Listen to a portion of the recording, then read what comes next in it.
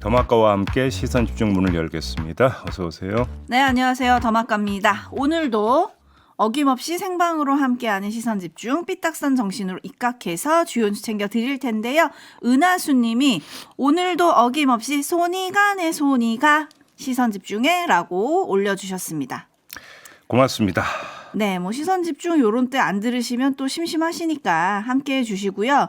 박하림님이 가끔 촌철님들 중에 침대에 누워서 시선 집중하고 있다는 말이 무슨 말인지 몰랐는데 이거네요. 네. 이렇게 좋을 수가. 오늘은 제이비가 뒷목을 잡아도 편안하고 행복할 듯하니 온도 많이 올리셔도 됩니다. 네, 지금 놀리시는 거죠? 네. 라고 올려주셨는데 네. 레드헤어님이 댓글을 다셨어요. 박하림님 듣다가 벌떡 일어나실 겁니다. 네, 가끔 이렇게 기지개도 좀 펴고 하셔야죠. 계속 누워만 있을 수 있겠습니까?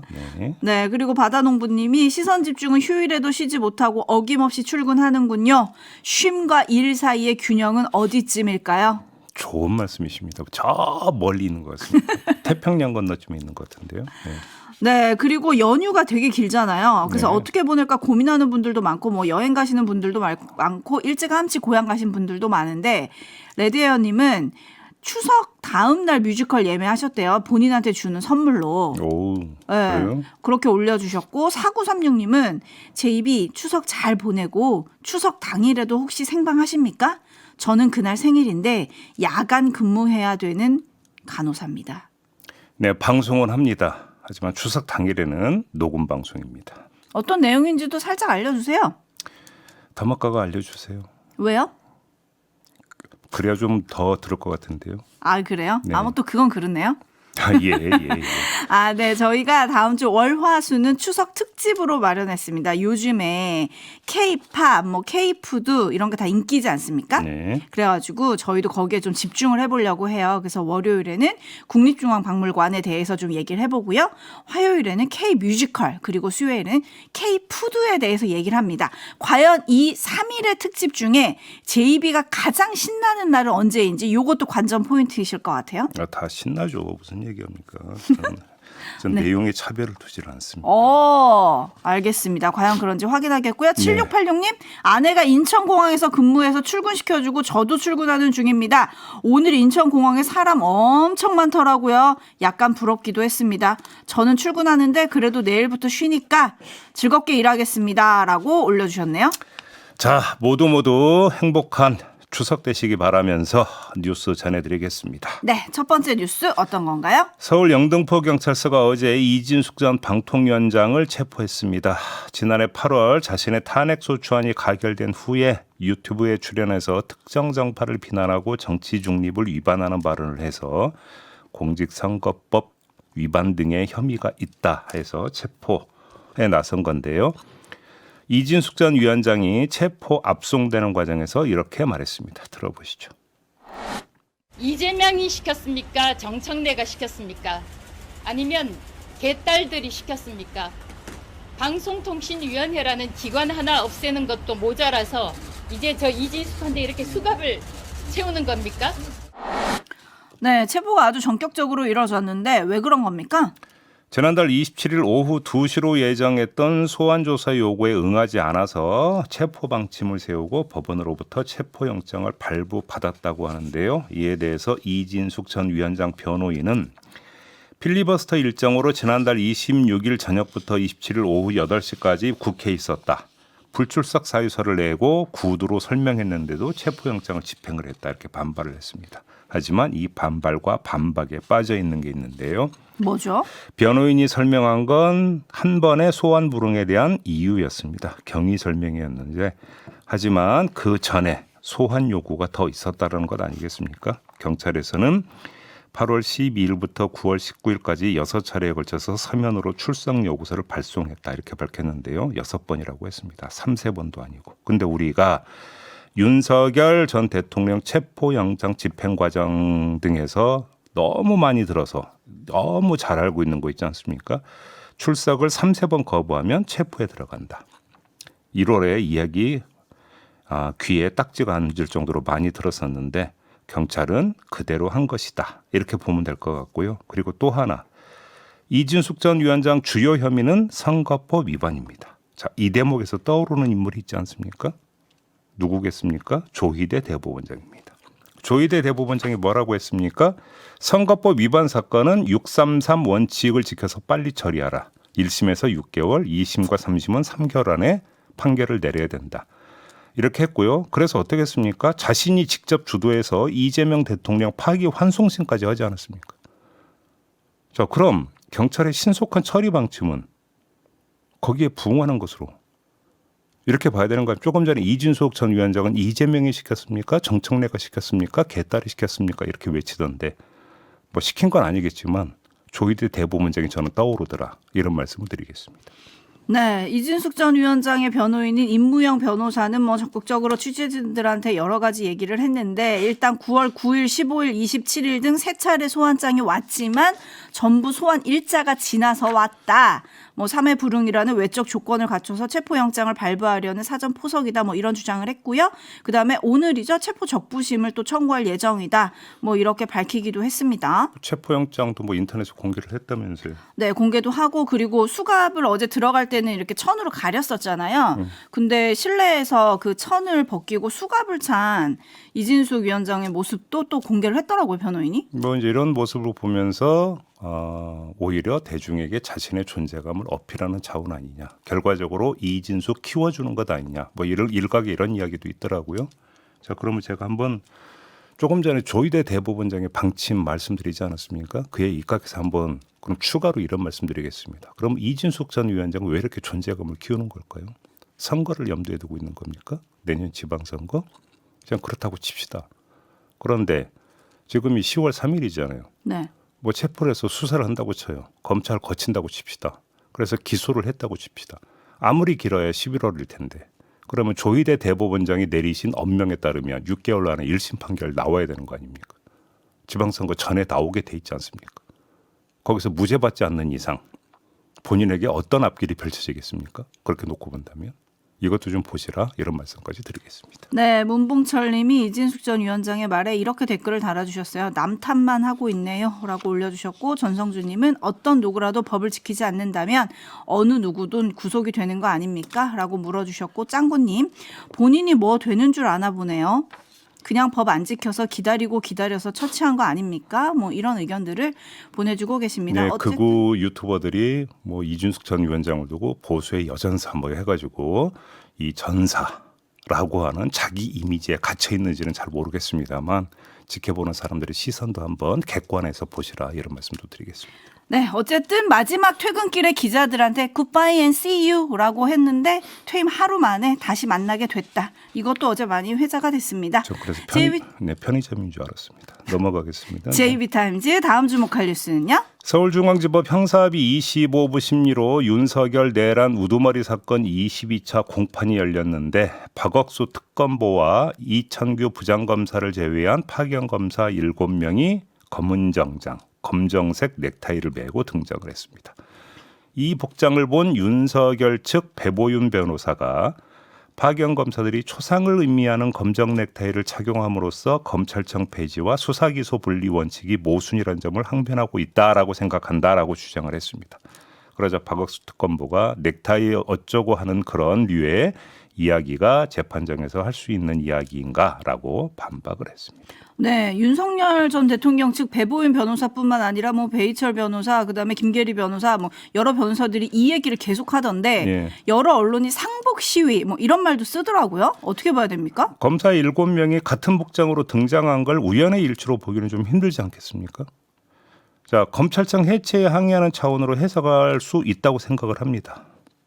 자, 그러면 이 해석을 해놓고 한번 봅시다. 어제까지만 해도 김건희 특검팀 파견 검사들이 집단 성명 파장이 잦아드는가 싶었지만 그게 아니라 내란 특검으로까지 확산되는 양상이다라는 2차 진단 안 할 수가 없는 거 아니겠습니까? 이러면 하소연쯤으로 덮고 가려고 했던 시도는 어떻게 되는 것이냐? 재검토해야 된다. 이런 말씀 드리겠습니다.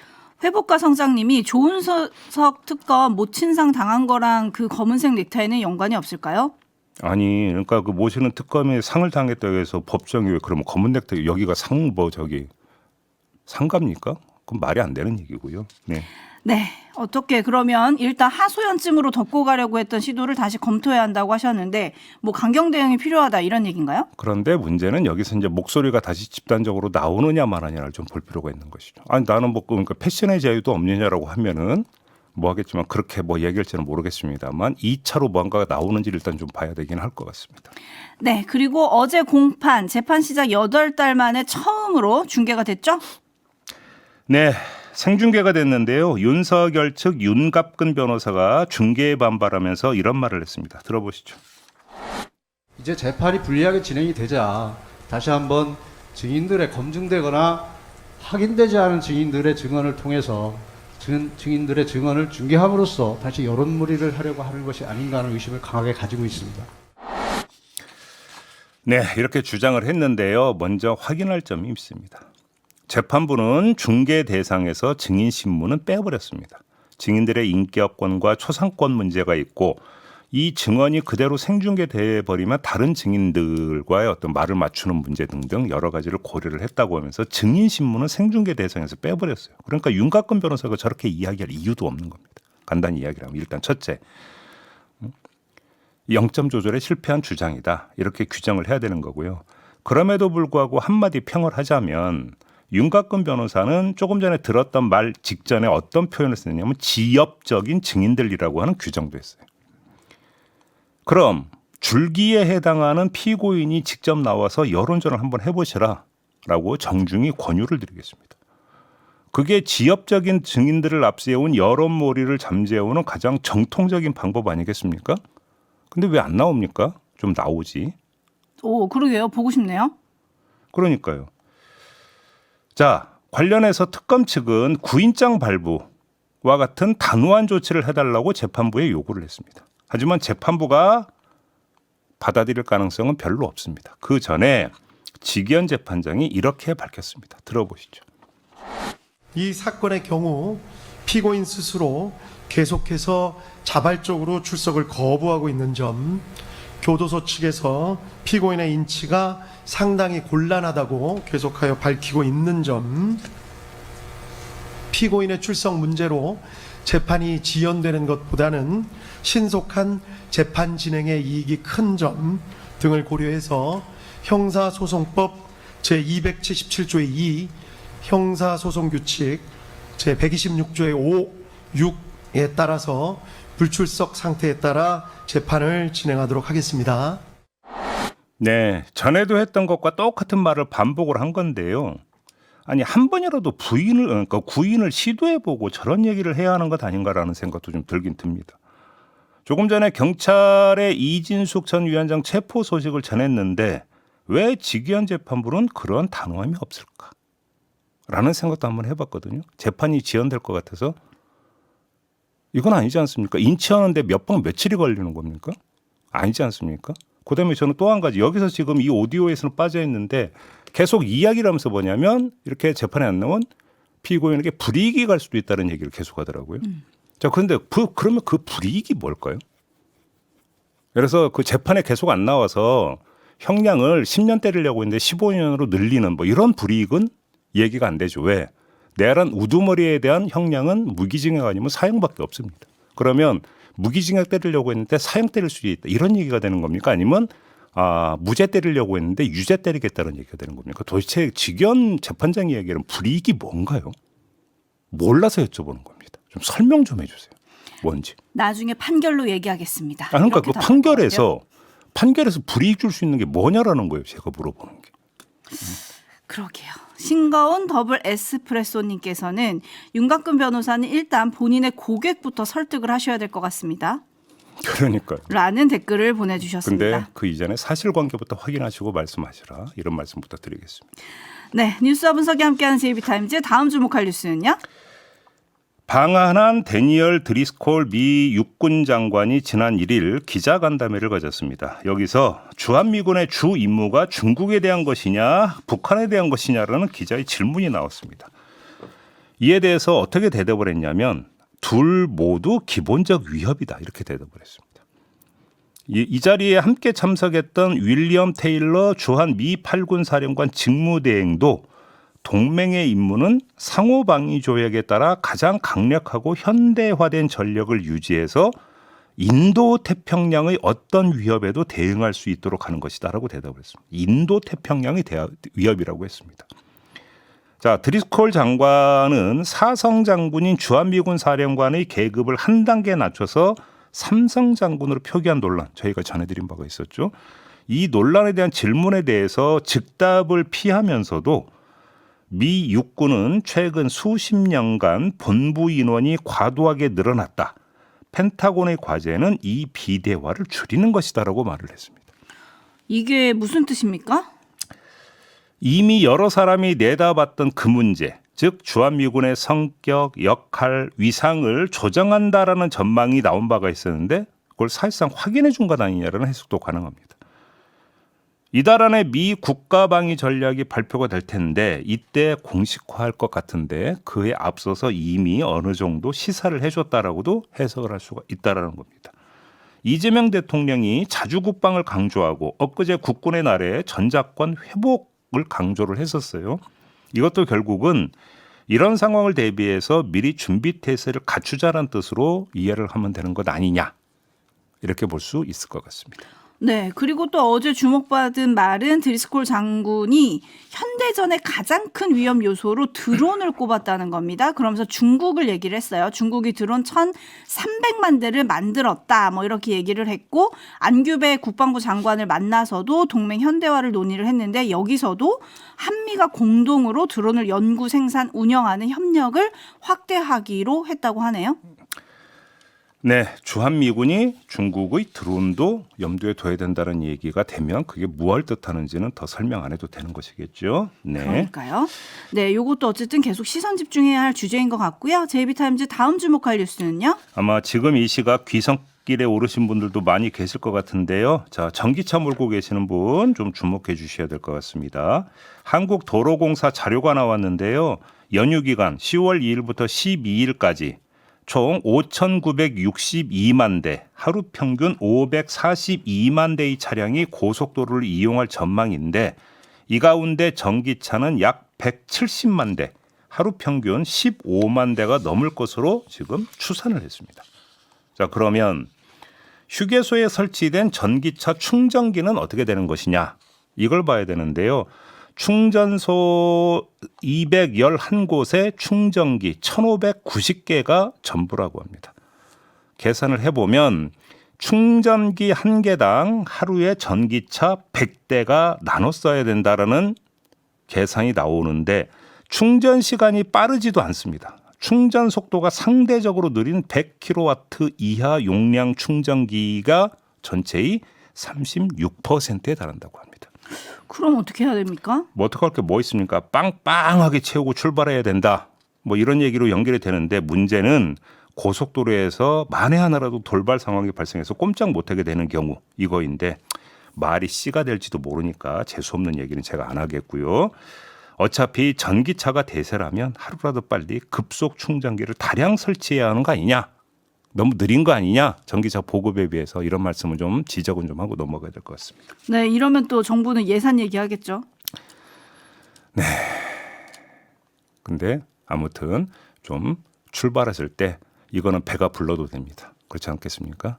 빵빵하셔야 됩니다. 이런 거 다시 한번 드리겠고요. 네. 네, 이인수님이 고장난 충전기도 많고 관리도 제대로 안 되고 있다고 지인이 전해주던데요라고 해주셨고 네. 지금 제이비가 재수없는 얘기는 안 하겠다고 했는데 촌철님들이 제이비 이미 한 거 아닙니까라고 또 지적을 해주셨네요. 뭘 또 그렇게까지 확인을 굳이 하실 이유는 없는데 넘어가겠습니다. 마무리할게요. 담화가 수고하셨어요. 고맙습니다.